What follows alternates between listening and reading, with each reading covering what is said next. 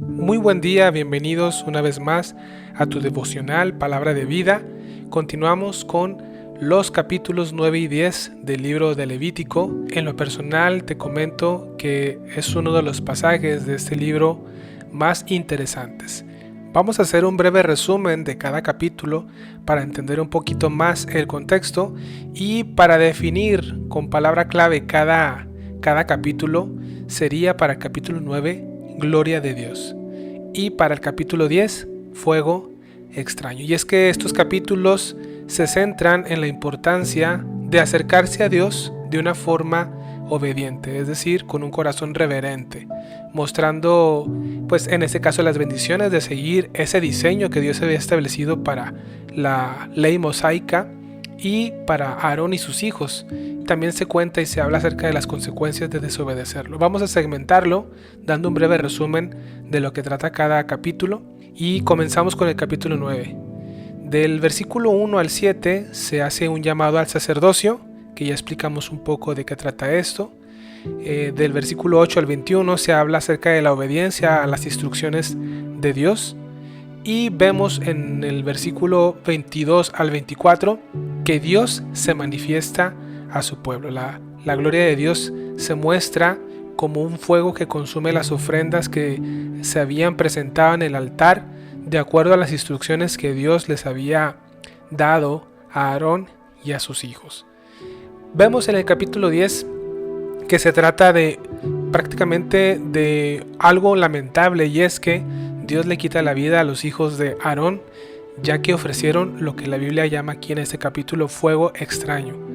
Es que sucede que Nadab y Abiú, los hijos de Aarón, se acercaron con un fuego no autorizado delante de Dios y desobedecieron las instrucciones claras que Dios les había dado previamente, y el juicio de Dios cayó sobre ellos de manera inmediata y les quitó la vida. Segmentando pues el capítulo 10, encontramos lo siguiente, y es que del versículo 1 al 2 vemos el pecado de Nadab y Abiú.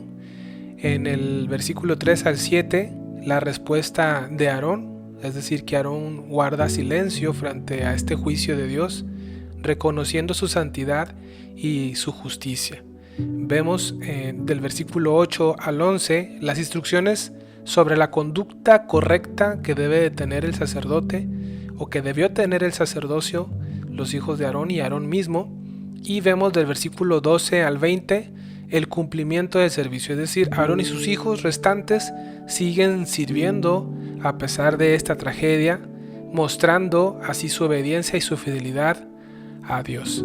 Y es que si tu pregunta es ¿por qué fue tan severo el juicio sobre ellos?, es que notamos que los hijos de Aarón y que se llamaban, repito, Nadab y Abiú, dice la Biblia que ofrecieron un fuego extraño, es decir, un tipo de adoración y sacrificio que Dios no había ordenado, y como resultado salió fuego delante de Dios y consumió la vida y murieron estos dos hombres. Aunque el texto no menciona explícitamente que estuvieran embriagados en el momento de ejecutar este servicio de adoración, más adelante en el mismo capítulo se nos dice que Dios le manda a Aarón: ¿sabes qué? Tú y tus descendientes no deben beber vino ni licor cuando entren al tabernáculo, para que no mueran.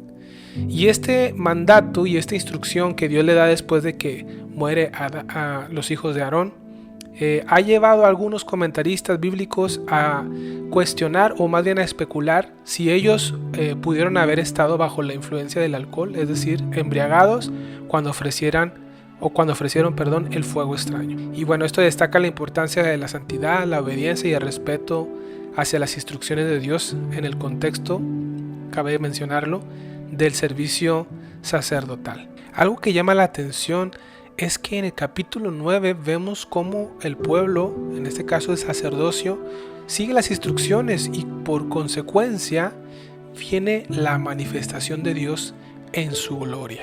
Dios se manifiesta porque ellos habían seguido las instrucciones del sacrificio, y Dios responde con esta manifestación como fuego que consume las ofrendas en el altar, y el pueblo respondía con adoración. Luego el contraste cuando se ofrece este fuego extraño, viene el juicio de Dios. Primero Dios se manifiesta como diciendo estoy aceptando este sacrificio, y luego ofrecen un fuego extraño bajo aparentemente condiciones no adecuadas y bajo la desobediencia, no siguiendo las instrucciones que Dios había dado previamente. Y eso llama mucho la atención y pues viene el juicio. Ahora, ligándolo de forma contemporánea, vemos que la gloria de Dios, se manifestó a través de Jesucristo. Él fue obediente en toda su vida. En toda su vida no hubo un momento en que él hubiera desobedecido la ley de Dios. El Evangelio de Juan capítulo 1 en el verso 14 nos dice, y cito, y aquel verbo fue hecho carne y habitó entre nosotros y vimos su gloria, gloria como del unigénito del Padre, lleno de gracia y de verdad. Y aquí vemos que la gloria de Dios no se refiere a una luz física o a una manifestación espectacular, ¿no? Como podemos llegar a pensar, sino a la revelación de su carácter, su amor, la revelación de su gracia a través de Jesucristo. En Hebreos capítulo 1 verso 3 se nos habla del resplandor de la gloria de Dios, es decir, y cito, el cual siendo el resplandor de su gloria, hablando de Jesús, y la imagen misma de su sustancia, y quien sustenta todas las cosas con la palabra de su poder. Fin de la cita. Cristo entonces no solo reflejaba la gloria de Dios, sino que era la representación exacta de Dios, de su naturaleza. La gloria de Dios también se manifestó en Jesucristo. En Mateo, en el capítulo 17, hay un título ahí de la transfiguración, tal cual, y habla de cómo Jesús manifestó su gloria divina.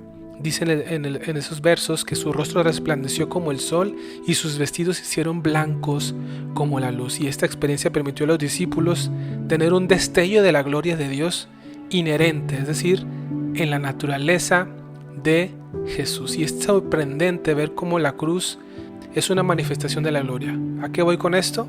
Bueno, vemos en Juan 12, 23 y 24 que Jesús habla de su crucifixión como el momento de glorificación, porque Jesús cita y dice, ha llegado la hora para que el Hijo del Hombre sea glorificado. ¡Wow! Eso está muy interesante. Juan el Bautista durante su ministerio llamó a Jesús el Cordero de Dios que quita el pecado del mundo, es decir, que Dios se proveyó el Cordero para aceptar ese sacrificio perfecto bajo la obediencia de nuestro Señor, para ya no volver a ofrecer sacrificios de animales. Y Jesús se ofreció como ese cordero sin mancha, inocente, llevando nuestra culpa. Y Él fue la obediencia representada al más no poder, cumpliendo así la ley de Dios para representarnos. Ahí tenemos a nuestro sumo sacerdote llevando la obediencia, y que gracias a Él podemos acercarnos ahora al Padre sin necesidad de hacer este tipo de rituales.